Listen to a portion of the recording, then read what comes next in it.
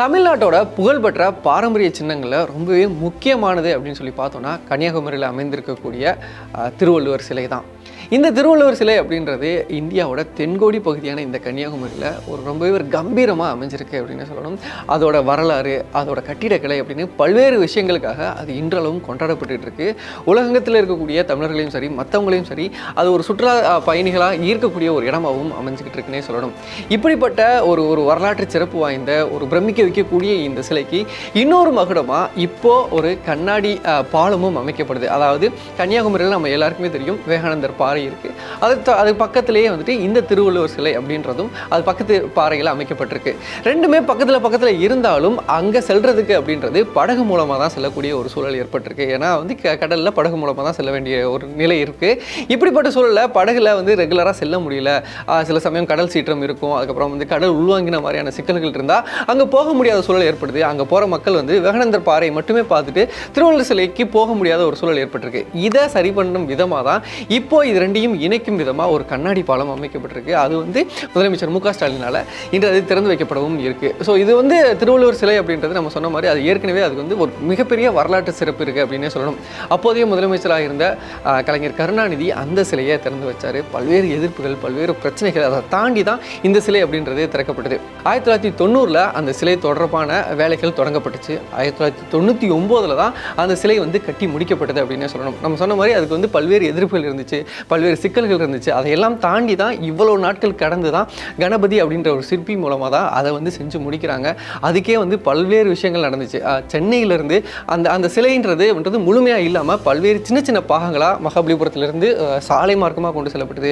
அது மட்டும் இல்லாமல் அங்கே 3000க்கும் அதிகமான கருங்கற்கள் கடல் வழியாகவே மீனவ படகுகள் மூலமாக கொண்டு அங்கேயே அசம்பிள் செய்யப்பட்டு ஒரு தமிழகத்தோட ரொம்பவே ஒரு முக்கியமான ஒரு பீடமாக அது அமைஞ்சிருக்கு அப்படின்னு சொல்லணும். ஈவன் சுனாமி வந்தப்போ கூட அது எந்தவித பாதிப்பும் அமையாத அளவில் அது ரொம்பவே ஒரு சிறப்பான வகையில் வடிவமைக்கப்பட்டிருந்தது.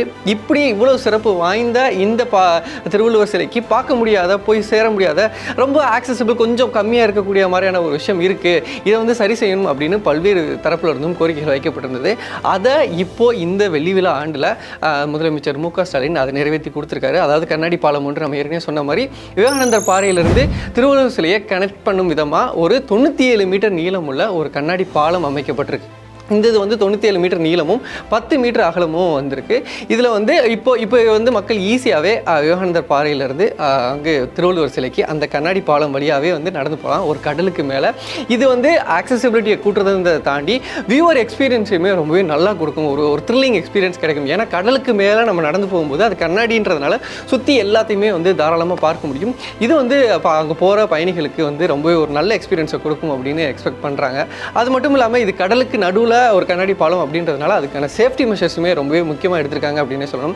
அந்த கண்ணாடி பாலத்தில் மிட்பகுதியில் 2.4 மீட்டர் தடிமன் கொண்ட கண்ணாடி பேலைகள் அமைக்கப்பட்டிருக்கு. ஸோ இதனால் நிறையா மக்கள் ஒரே நேரத்தில் நடந்து போனாலும் அதில் எந்தவித பிரச்சனையும் சிக்கலும் ஏற்படாத வகையில் ரொம்பவே தடிமனாக தான் அதுவும் கொடுத்துருக்காங்க. கடல் சீற்றமோ காற்றோ இந்த மாதிரியான மித்த விஷயங்கள்னாலையுமே அது பாதிக்கப்படாத வகையில் தான் அது அமைக்கப்பட்டிருக்கு அப்படின்ற மாதிரியான விஷயங்களும் சொல்லப்படுது.